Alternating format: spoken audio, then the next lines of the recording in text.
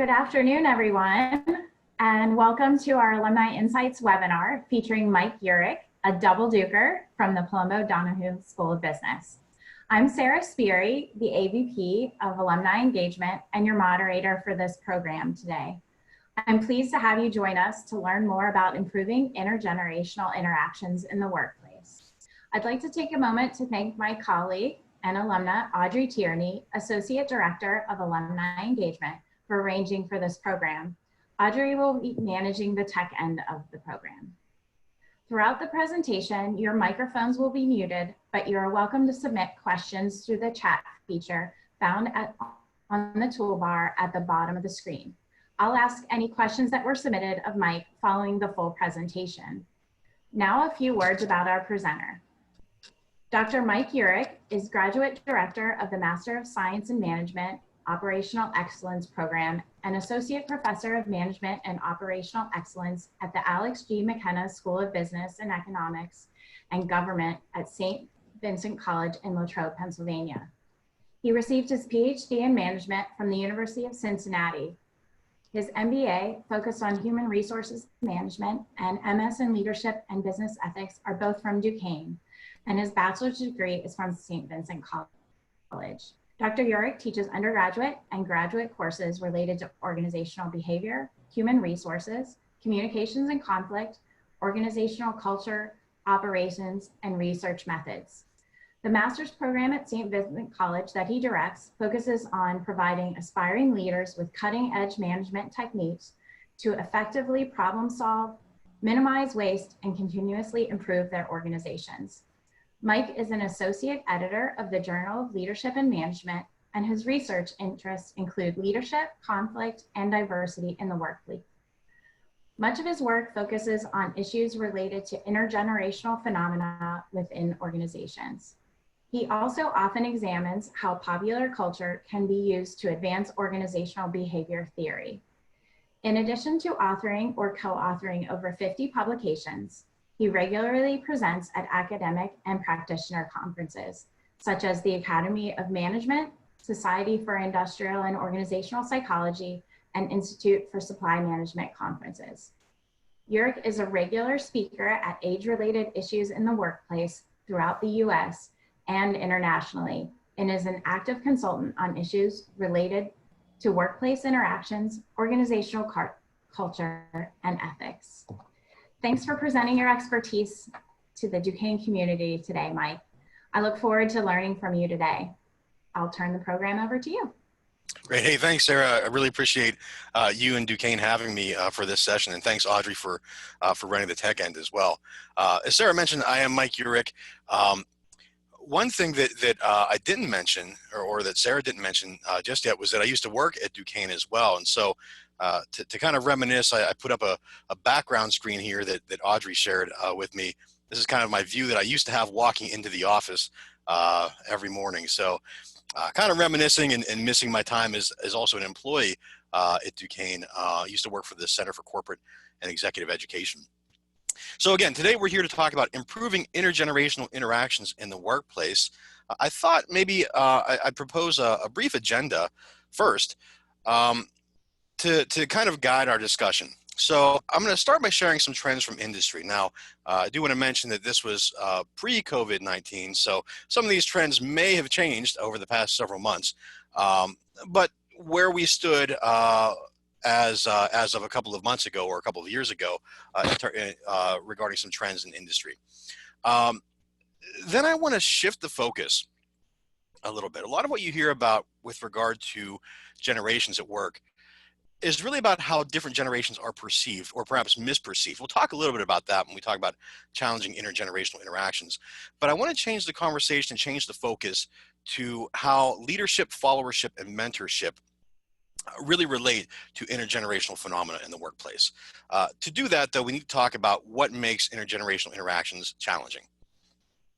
Many people from my research have reported challenging intergenerational interactions quite regularly. So we'll talk about what influences some of those interactions, why tension emerges in intergenerational interactions, and then maybe some strategies to improve those interactions. And then after that, we'll talk about leadership, followership, mentorship as they all relate to generations, and of course, tie that together about how different generations can learn from each other before moving on to our implications and discussions. So hopefully that sounds okay for everybody. And as we're talking, again, as Sarah mentioned, you can write in the chat, and Sarah will collect those questions for the Q&A at the end, and hopefully I'll be have some time to address some questions or concerns you might have. So this is a survey that came out actually a couple of years ago from ThomasNet, and what this shows though is business leaders were projecting what they thought was going to happen into the future in terms of their strategy. And a couple of takeaways from a survey that came out, some analysis of the results, suggested that the investment that many businesses were making in employees didn't really match their strategy. In other words, there was going to be a shortfall in employees. Recruitment and succession plans were falling short. There was a short-term, I guess, blind to demographic trends. In other words, as newer employees were coming into the workplace and perhaps more mature employees were leaving the workplace, there was not a connection being made between those two groups that helped mentor that next generation coming up. And so when we talk about generational perceptions and blind spots, you hear talk of the millennial generation, which is one of the younger generations in the workplace today. Of course, Generation Z, even younger than the millennials, now up and coming and about to enter the workplace relatively soon. Some have already started, but more in force in the upcoming years, are perceived to be generationally tech savvy, socially aware, but perhaps have less experience. But yet, those generations are the emerging workforce, of course, but also the emerging end user base for our products and services that many of our businesses are making and providing. So with the shifting demographics and with misperceptions, we see that as older generations pass on roles to younger employees, the train might be leaving the station. Time might be limited to effect a smooth transition, especially as those millennials and Generation Z individuals may be making and move quickly into some leadership and decision-making roles. So there's that knowledge transfer perhaps is not occurring between more mature employees and perhaps new, less experienced employees. Again, younger generations may be inexperienced and may be underprepared, but on the other hand, in the current context, there may be some older individuals, some more mature individuals that might feel that their organizations are underutilizing them or misunderstanding them or perhaps not welcoming them, when in fact, those organizations need to recognize that their skills are crucial and they need to be retained, or at least we need to understand what knowledge that they have so that we can facilitate a good transfer and a good discussion among various generations in the workplace. So this brings us to the need to understand how intergenerational phenomena work, how people interact with each other, how leadership emerges in a multi-generational context, how followership emerges, and maybe some best practices in mentoring. Some misconceptions about generations just really don't apply. For example, leadership is not just for mature individuals, and followership is not just for those newcomers either. We'll talk about that more in a couple of seconds. The reality, though, is that leading, following, mentoring should be determined by the situation, by the need, by the individuals that are working in a particular context. Oftentimes, we also think about followership as not being as important as leadership. Leadership is kind of a cool topic to talk about, but followership is equally as important. So we'll define that and what that means in multi-generational context in a couple of seconds. Regardless, as we're talking about how different generations work together, learning needs to be ongoing so that we have that knowledge transfer that occurs. The number one key thing that I would like to share, and perhaps a big takeaway of this presentation, is to avoid stereotypes and focus on the individual and interactions. There are a lot of stereotypes out there about a variety of different generations, many of which have been not supported in the academic literature. In fact, I know that Dr. Jim Weber from Duquesne is on the webinar right now. And in fact, Dr. Weber and I have worked on several articles, several pieces of research about generational issues in the workplace. And the interesting thing that we found in some of our research is that, when you think of a generational category, you tend to think that, or people tend to think at, maybe perhaps the media generalizes, that everybody in that particular category are the same or are similar. But in reality, what we found in our research, and what others have found in other instances of research as well, is that there's a lot of variation inherent in each generational group. So that means that we need to focus on the uniqueness of the individual and the interactions, and not necessarily be guided solely by those stereotypes that we may be familiar with, because they're not necessarily supported academically. Yeah, there are a variety of strategies that we can take a look at. Myself and some colleagues have researched and suggested that could help improve workplace interaction. So let's talk a little bit about some of these generational differences that you might hear. I don't want to spend a whole lot of time talking about generational differences because, again, I think they're sometimes overblown. I think they're sometimes exaggerated. But these are categories that you probably have heard of. Generation Z, the newest generation to emerge. Generation Y, also known perhaps more commonly as millennials. And then, of course, Gen X, baby boomers, and veterans or silents. Some of you whom are still remaining in the workplace, not really as large as they had been in previous years or previous decades. But these are different generational groups that you may be familiar with. And as I even say these labels, you may be thinking in your mind ways to describe these generational groups. You may have heard some descriptions, such as, for example, the stereotype that millennials are entitled. And by the way, I'm not saying that that is a true stereotype or not. I'm just suggesting that is a stereotype that has been out there of that generational group. Or that baby boomers perhaps are very conservative and don't want to learn new things. Again, a negative stereotype that is out there, one that I don't believe is particularly true, but one that I have been exposed to in the discourses that I've heard with regard to generational descriptions. Some of these stereotypes have been popularized by the media, but again, their generalizability is in question. What is not in question, though, is that each person, as they enter into an interaction with somebody, regardless of age, has a perception of that person. And sometimes those perceptions are guided by the stereotypes regarding generations that they've been exposed to.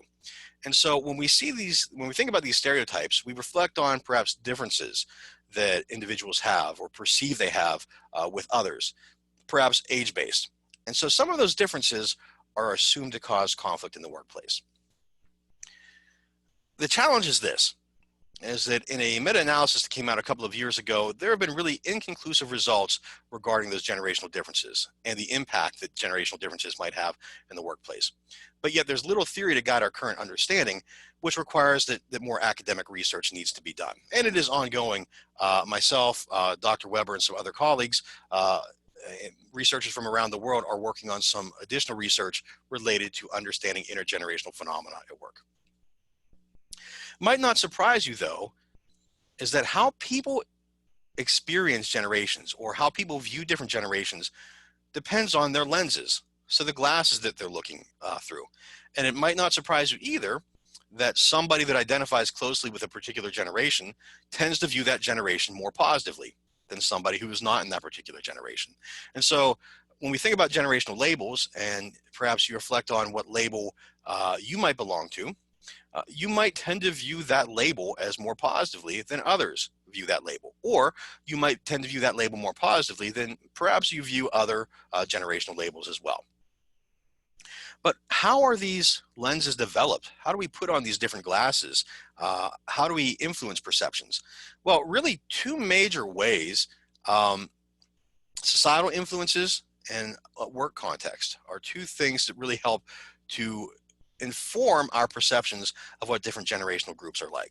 So societal influences, economic, political, societal events and trends.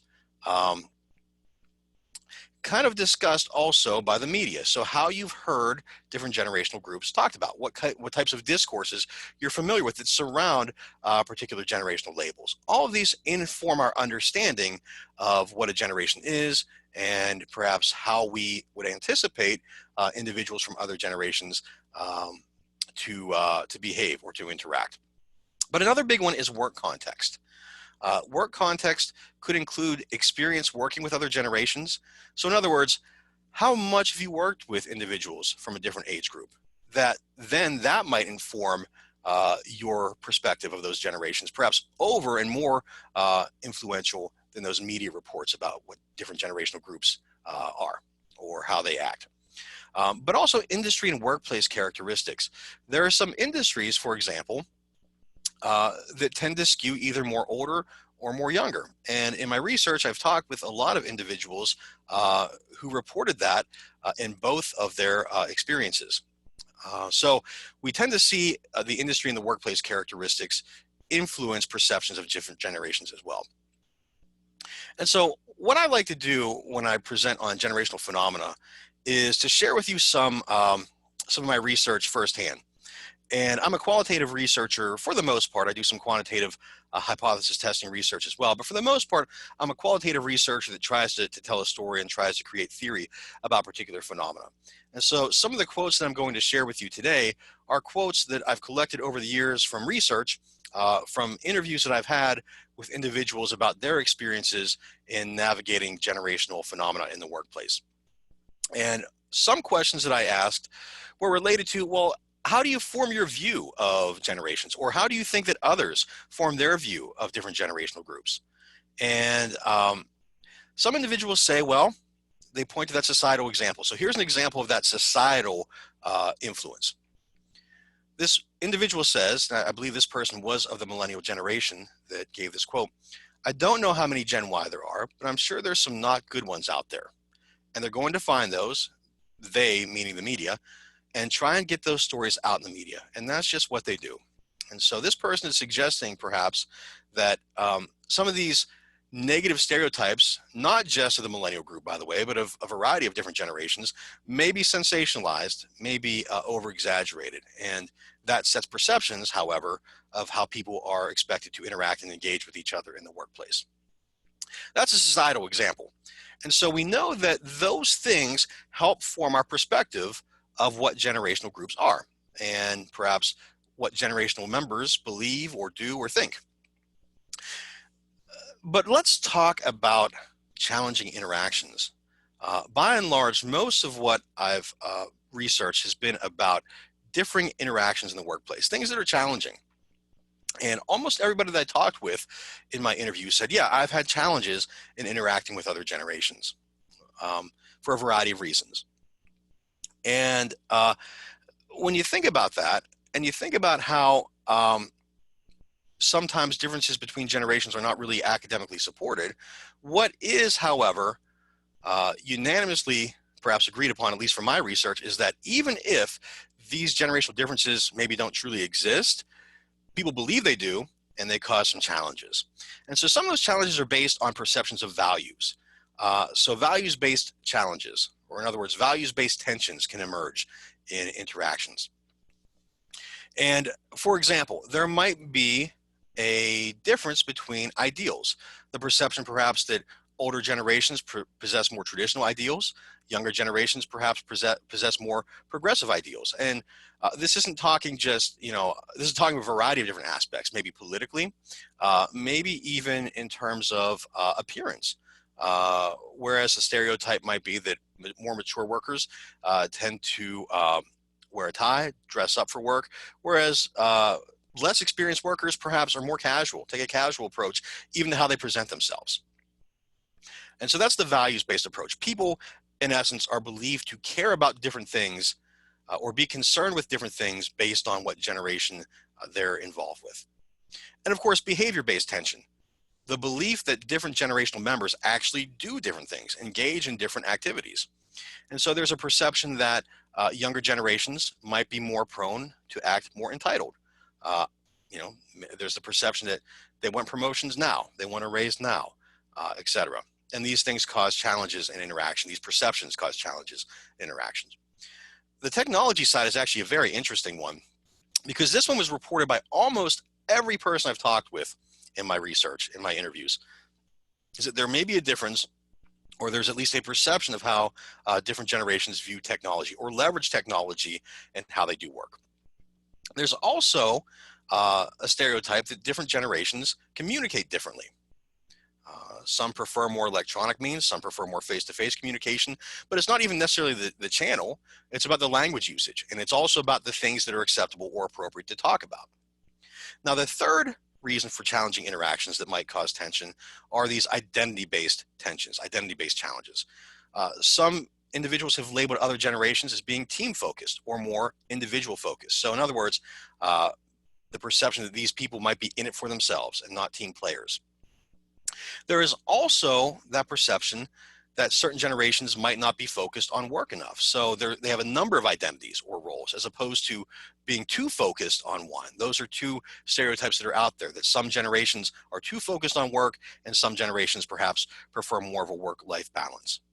Now, again, these clear differences did not emerge through statistical methods in terms of testing for generational differences. However, these did emerge as perceptions that people have throughout nearly 100 interviews that I've conducted over the past probably decade or so. Let me share with you some examples again. So here's a behavior-based example of tension. This person is a more mature employee, a manager, and she says the communication skills of some of the younger people that I meet on a weekly basis are absolutely nil. There are absolutely no communication skills because they learn how to communicate via Twitter and talk in abbreviated words and abbreviated sentences. So if I had to communicate in any length of time with someone in their 20s, I probably couldn't do it. A couple of things to unpack here. One is that these are largely negative stereotypes that this person is talking about. Yes, there probably are some, if not many, people in this age group that are not effective communicators, but likely there are many individuals that are. And so this person is just kind of assuming, based on age, that this person will not be effectively able to communicate, despite not necessarily having any interaction with this person. This is completely troubling, though, if this person would be a manager of somebody who's in their 20s, and this is the perception that they have of that individual.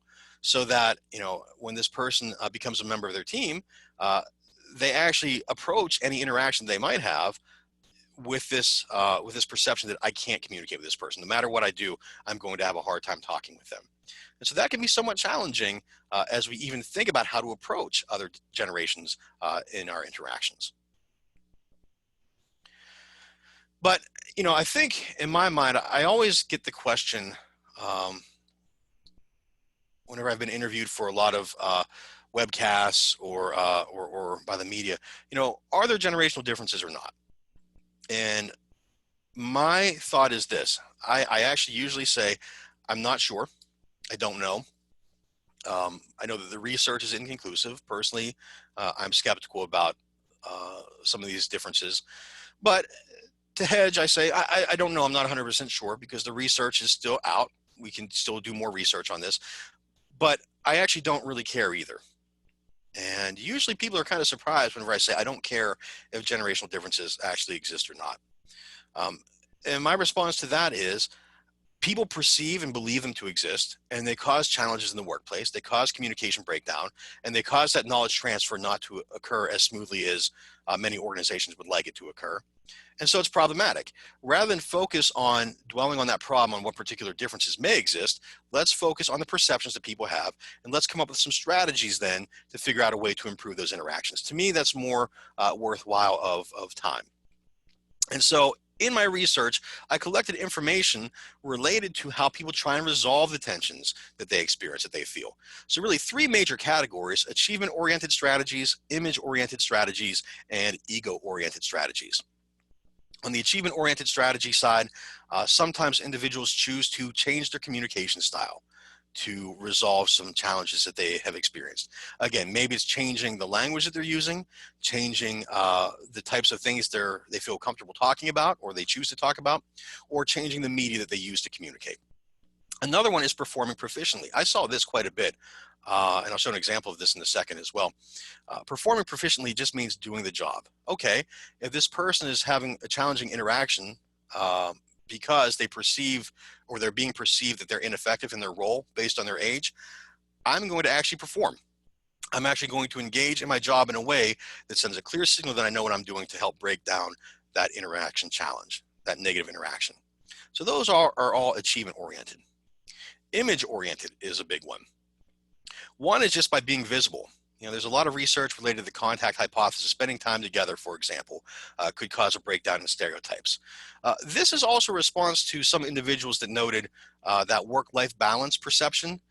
Okay, if people perceive that I have too many identities outside of work and I'm not spending enough time at work, I'm going to make sure I'm here in the workplace 9 to 5. Now, of course, in our present situation where many organizations have gone online, this becomes a little bit more of a difficult strategy to engage in. But it is one that is used perhaps in more face-to-face work environments. And one that I've personally used, managing information to control image. This could be withholding elements about your age.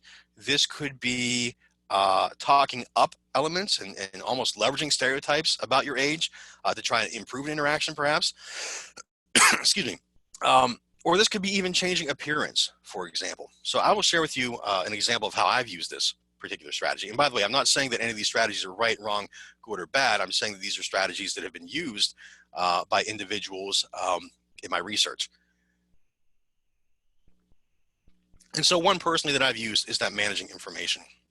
Now, it's no longer the case, but earlier in my career, I was one of the younger individuals in most of the roles that I found myself in. I started off my career as an auditor, and I was young in the department that I worked for. Then I became a training manager, and I was relatively young in that department. And then whenever I went into academia as a professor, I was young in terms of becoming an academic as well. Now, that's no longer the case. I've aged quite a bit, and there's a lot more newcomers that have emerged.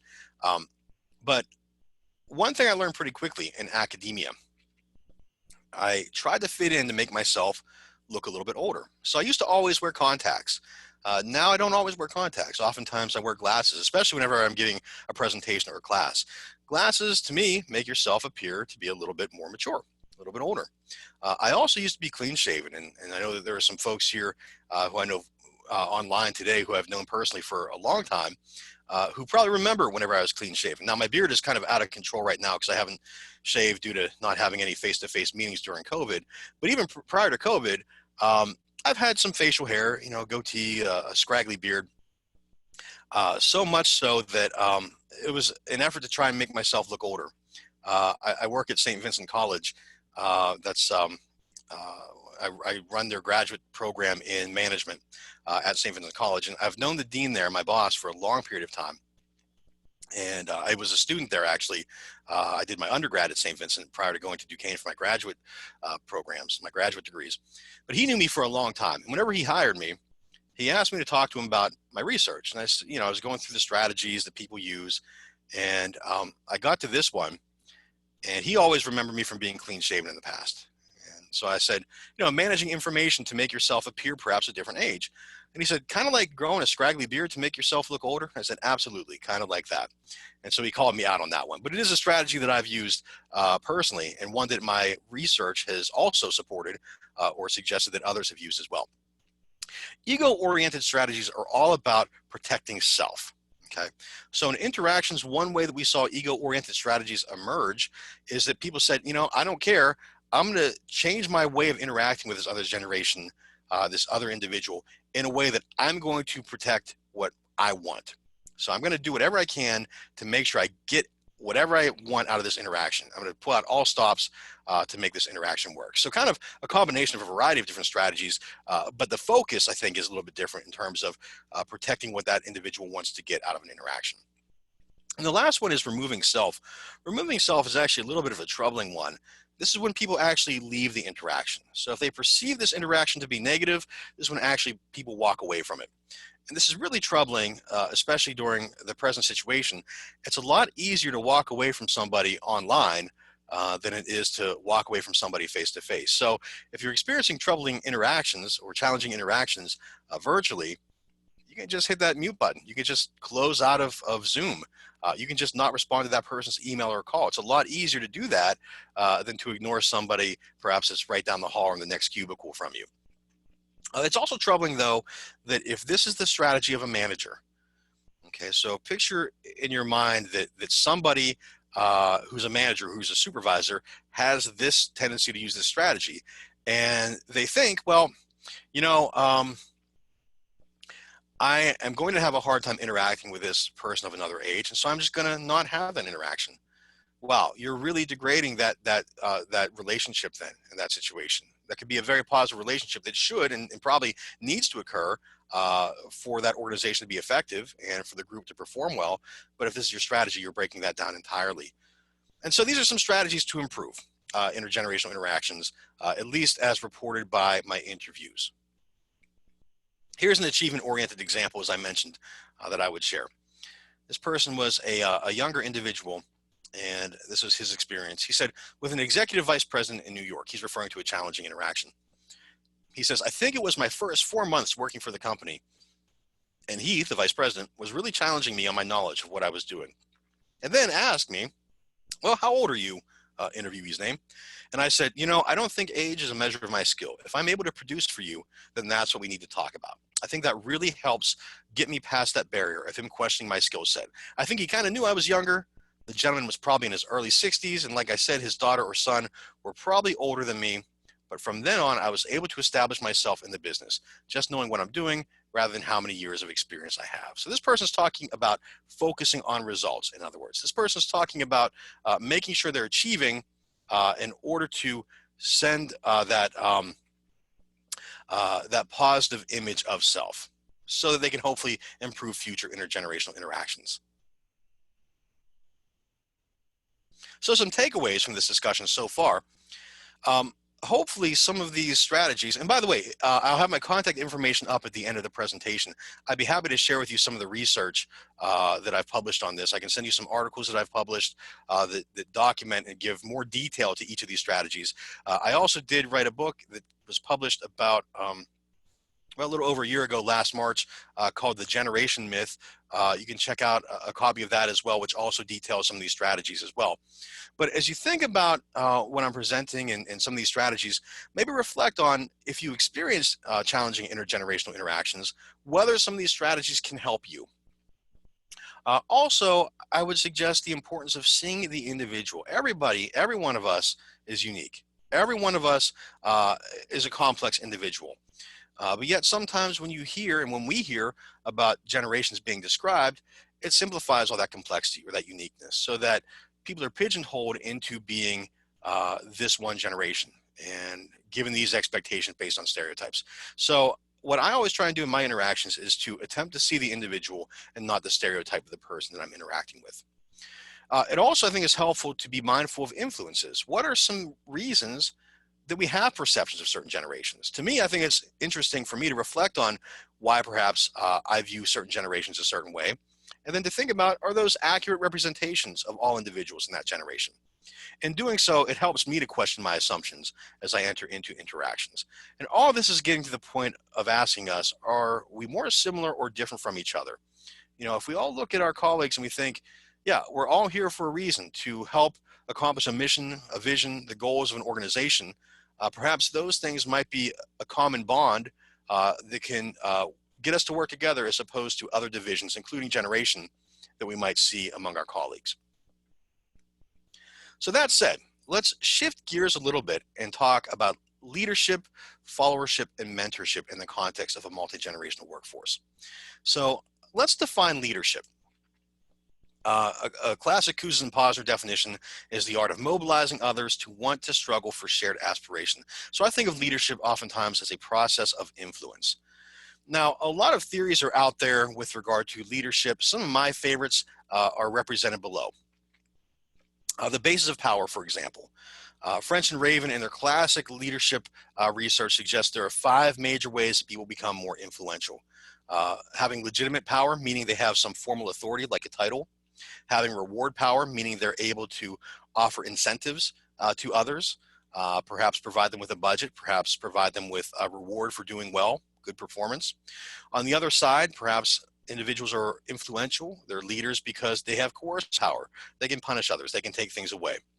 But perhaps 2 of the more powerful ones are expert and referent power. Expert is about being really good at something, being the top person in your field, having a lot of knowledge on a particular area, having a lot of expertise.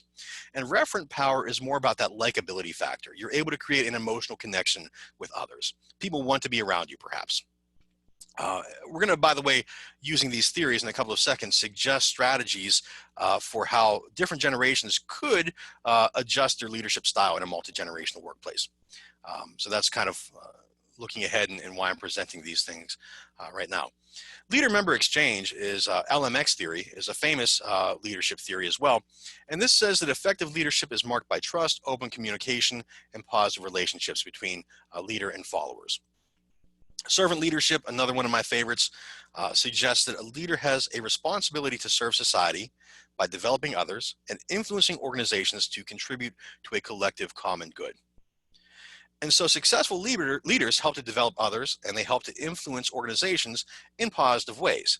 And so some recommendations through the lens of a multi-generational workforce that come about from these theories might be this. For more mature individuals, the more bases of power, actually this is not just for more mature generations, but for all generations, the more bases of power that somebody possesses, the more influential you're likely to be in a context. And so it's important to not just focus on that legitimate power, but to also focus on that referent power, that likability factor as an example. For mature generations, again, going back to that idea of focusing on the individual, focus on those newcomers as individuals rather than the younger stereotypes. That creates a better rapport in line with leader-member exchange. That helps develop trust. That helps develop mutual respect and better communication. In line with servant leadership, the thought here is to emphasize the purpose of the organization to create that positive impact. In that way, we can hopefully get younger generations on board with big picture goals. So in other words, we're not just a business here to make money. We have a purpose to serve a broader common good. We have a purpose to serve society in some way. We have a mission, and that can hopefully bring some other generational members on board to increase their performance. Some recommendations perhaps for younger generations, for less experienced individuals, maybe those individuals might only possess one base of power because they're new to the workplace. It would be useful to develop more, especially to become an expert in a particular area. That way, those individuals might become more influential. Similarly to the recommendation that I made earlier to more mature generations. Again, don't focus on those stereotypes and interacting with more experienced individuals. Get to know them on an individual level.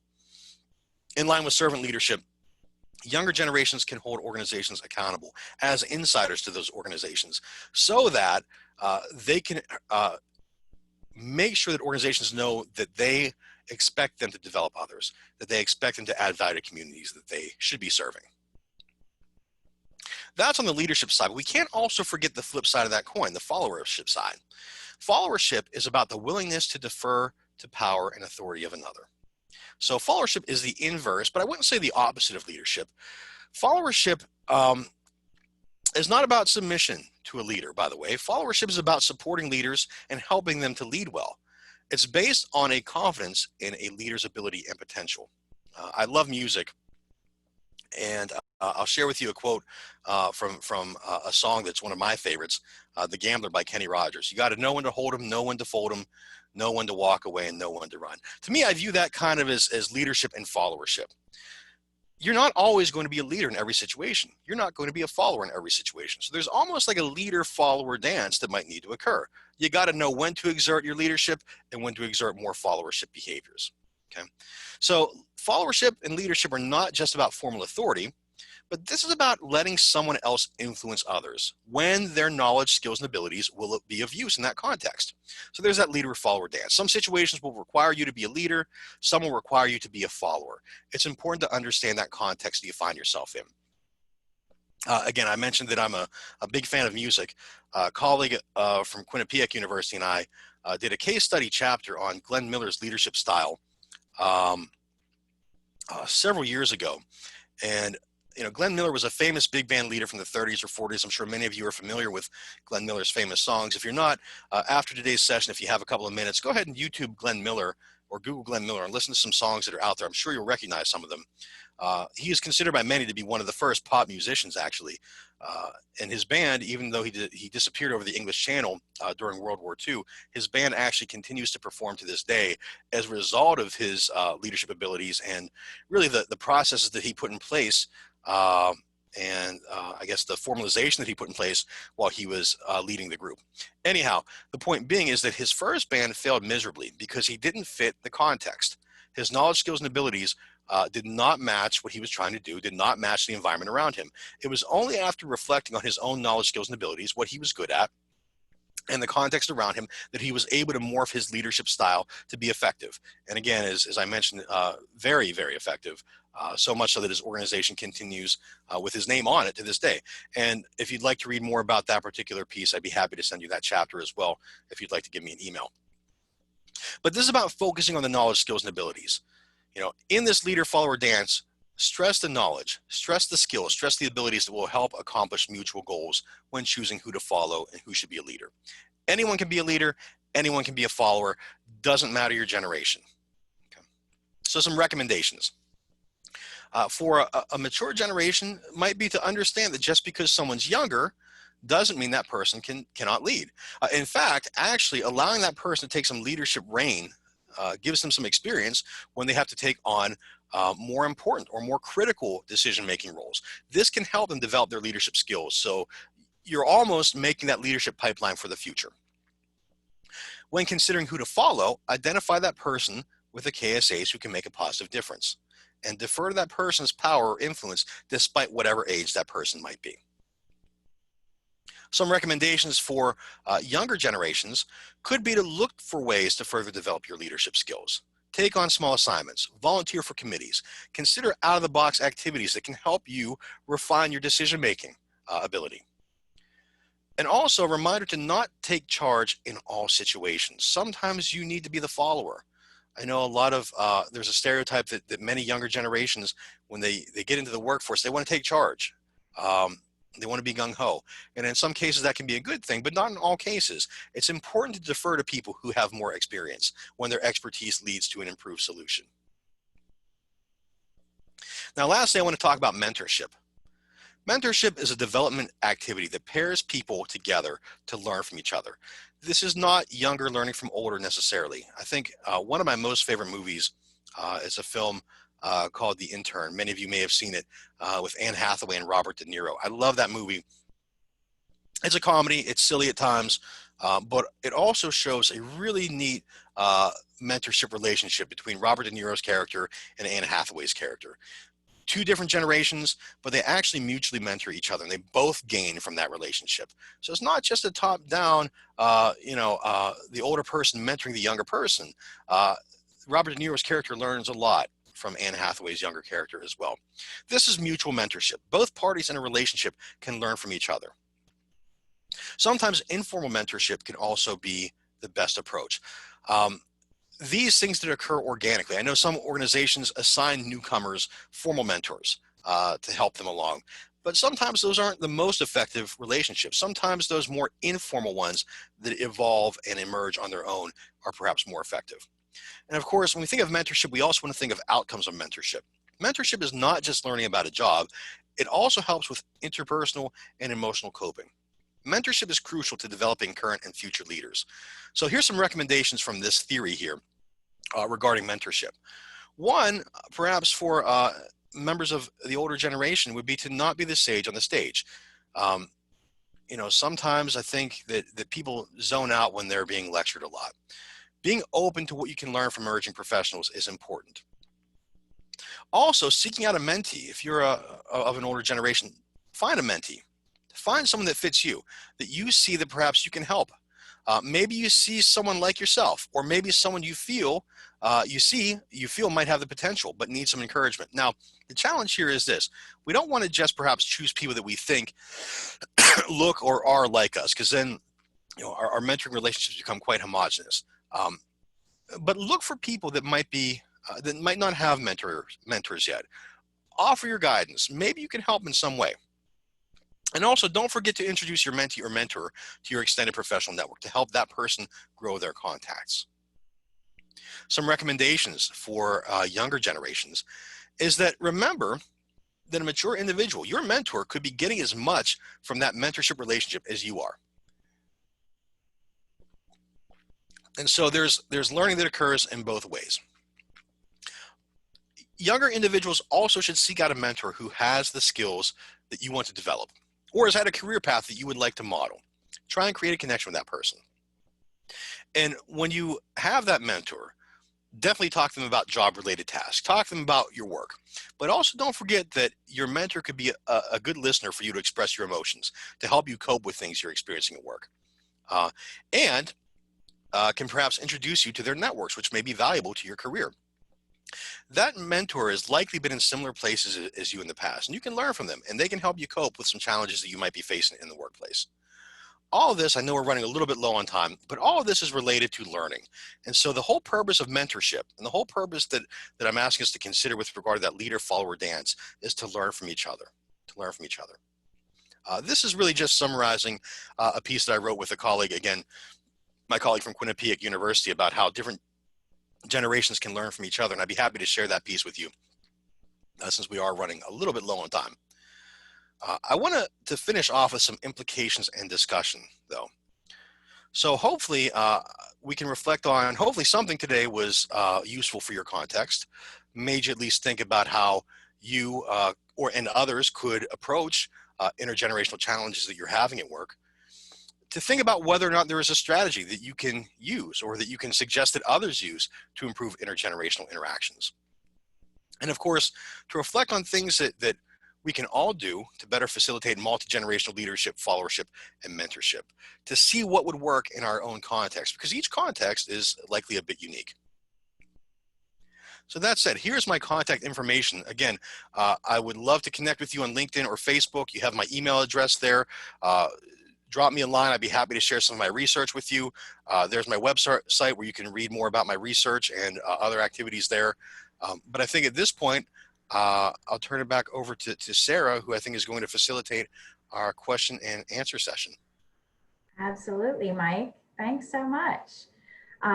You presented a lot of great stuff there, and we had a few pre-submitted questions, but just wanted to remind folks that if you have any questions you'd like to ask Mike during the course of this recorded webinar, please submit them in the chat. But I'll start with the first question that was pre-submitted, and you touched on it a bit, but I thought you could maybe focus on what strategies that you could use to improve interactions when working remotely. I think that's a timely question. Yeah, definitely. And I think it's a challenging one to answer because so much is up in the air right now. So many organizations are really scrambling to maintain an effective processes and an effective operation. I think most of the strategies that I went through could be useful in some way still. I think some of the challenges, though, are becoming more pronounced with regarding to intergenerational interactions because of the current situation.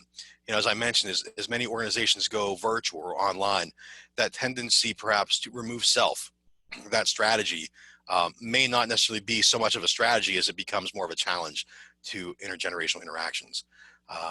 I know that I've talked with many people who've said, well, this person is kind of ghosting me. I want to talk with this person, but I can't connect. They're not responding to calls, to texts, to emails, whatever. And so they're using that strategy of finding different ways to communicate, but the other person is using that strategy for removing self. And those two strategies are not meshing together to work to really improve intergenerational interactions. The main thing that I could say and could speak to is this, is that regardless of generation, I just submitted a paper about generational issues during the COVID crisis. And one thing that I kept reflecting on as I was writing that paper is that regardless of generation, people are scared out there. People are worried.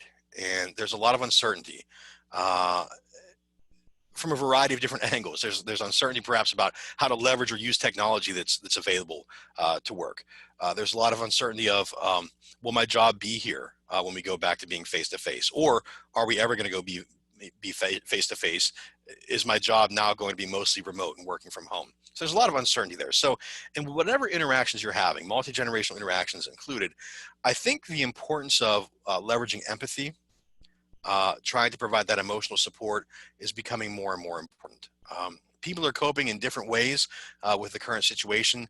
And so I think being open to those ways and being responsive, again, not focusing on those stereotypes, but instead trying to be more receptive and more understanding of the people in which you're interacting with could go a long way to help improve. And, you know, that's perhaps an ideal way of thinking about it. There are so many challenges, technology oriented as well. But I think a lot of the intergenerational challenges you'll be seeing with regard to COVID are sort of more on the managerial level as well. Organizations, I think, have a responsibility to help facilitate these positive interactions, to provide guidelines for how to leverage technology, to provide new processes or suggestions for how to implement processes for how to make sure workflow does not get disrupted too much. That could help resolve a lot of questions that are out there and minimize some challenges that might exist itself. Perfect. Thanks so much. Sure. We had a question submitted through the chat from Karen Richards. She asked if this is a topic that's being discussed in coursework for soon-to-be graduates in your experience, or does it seem to be more focused towards employers? Karen, great question. You know, I do a lot of consulting with employers on this, so I know there's an interest with employers, but I do talk about this personally in my courses as well.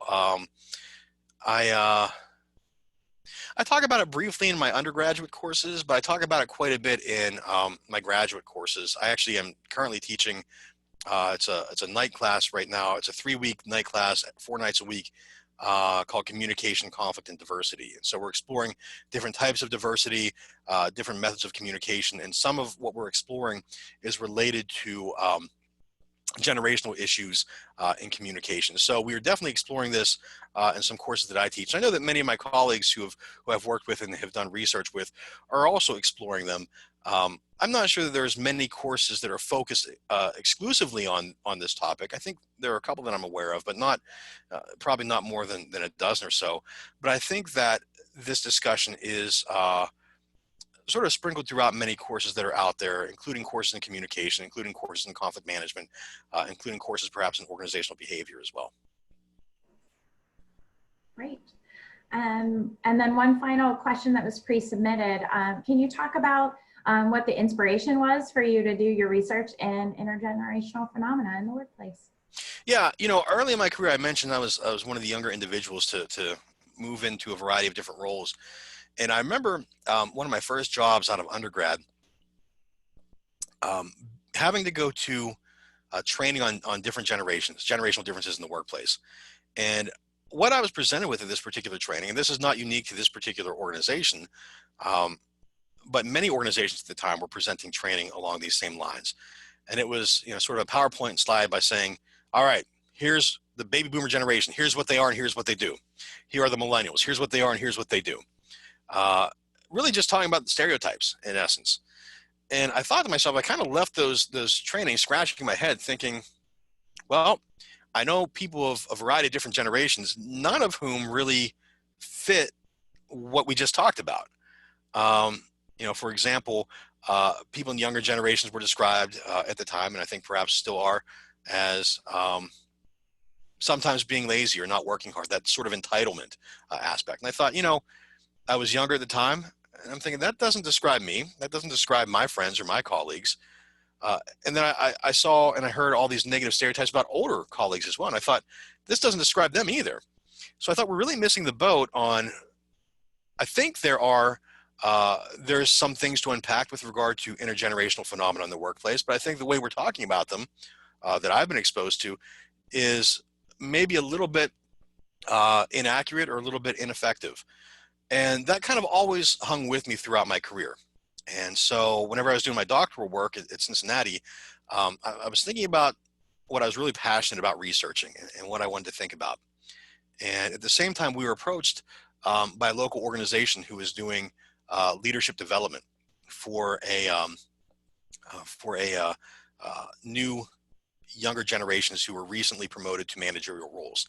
And so as part of our study, as part of our work with them, we did a survey and we asked a qualitative question at the end saying, what's your biggest challenge at work? And again, we weren't thinking about generational issues at the time. We were trying to improve their leadership development program. And I would say more than half the respondees said, I don't know how to talk to somebody older than me. And to me, I thought, wow, that is really profound. That is really interesting. And I thought back to my earlier career of some of the training that I had been through and thinking, yeah, it makes sense. If that's sort of the discourses they've been exposed to, it makes sense where they're experiencing some challenges in those interactions. And so I remember talking with colleagues at Cincinnati about focusing this on research, my research on this. And at the time, this was very much talked about by, to Karen's earlier point in her question, very much talked about by practitioners, by business, but it wasn't quite picked up on by academia yet. And so part of the consensus that I heard was saying, well, a lot of the top journals in our field aren't really publishing stuff on this. And that very week, I got a copy of the Academy of Management Review, which is one of the top journals in our field. And I looked at it, and it had an article on generational phenomena in the workplace. And I thought, aha, now we're starting to talk about this. And this gives me sort of the background that I need from an academic standpoint and a research standpoint to make the case for why talking about this and studying this more academically so that we can inform business practices is useful and better. And so that kind of was I guess my background in terms of why I'm passionate about this topic and why I think it's an important topic to research. All right, fantastic. Well, thank you for the excellent program, Mike. I'd like to thank everybody that was on the webinar today for attending our Alumni Insights program. Hope you'll join us for a future program. In a follow-up email, all attendees and those registered will receive a copy of the recording for your reference as well as to share with others. If you or someone you know, an alum, would like to present an Alumni Insights program, there will be a link to the presenter's application in the follow-up email as well. So hope you'll join us again in the future and have a great day. Go Dukes. Thanks. Thanks a lot.